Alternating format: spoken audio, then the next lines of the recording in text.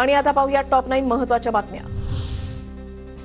रोजगार, शेती, सौर ऊर्जा क्षेत्रामध्ये मित्रा संस्थेने दिशादर्शक काम करावं, मुख्यमंत्री देवेंद्र फडणवीस यांचे संबंधित अधिकाऱ्यांना आदेश। मंत्रिपदाचा पदभार स्वीकारल्यानंतर चंद्रकांत पाटील कोल्हापुरात, कार्यकर्त्यांकडून चंद्रकांत पाटलांचं जंगी स्वागत।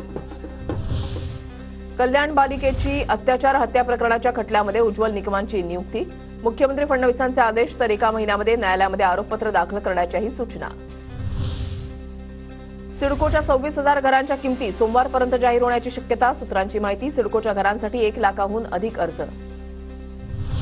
राज्यामधल्या काही भागामध्ये अवकाळी पावसामुळे पिकांचं मोठ्या प्रमाणात नुकसान, जळगाव, नंदुरबार, नागपूरमध्ये अवकाळी पावसानं पिकांचं नुकसान, कैरी उत्पादनात मोठी घट होण्याची शक्यता। नववर्षाच्या स्वागतासाठी महाबळेश्वर पर्यटकांनी फुललं, महाबळेश्वर, पाचगणीसह परिसरातील सर्व लॉज, हॉटेल्स, खासगी बंगले, रिसॉर्ट हाऊसफुल, महाबळेश्वरकडे येणाऱ्या रस्त्यांवर वाहनांच्या मोठ्या रांगा। विठ्ठल नित्यपूजेच्या ऑनलाईन नोंदणीला उत्स्फूर्त प्रतिसाद, ऑनलाईन नोंदणीला कर्नाटक, तमिळनाडू आणि आंध्र प्रदेशमधील भाविकांचा चांगला प्रतिसाद, विठ्ठल रुक्मिणी मंदिर समितीच्या राजेंद्र शेळकेंची माहिती।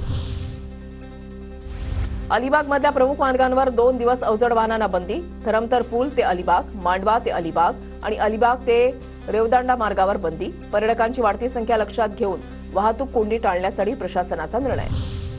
राज्यातून होणाऱ्या सॉफ्टवेअर निर्यातीमध्ये पुणे आणि मुंबईचा वाटा सर्वाधिक, नागपूर, नाशिक, कोल्हापूर आणि छत्रपती संभाजीनगरमध्ये देखील आयटीचा विस्तार, केंद्रीय माहिती तंत्रज्ञान मंत्री अश्विनी वैष्णव यांची माहिती।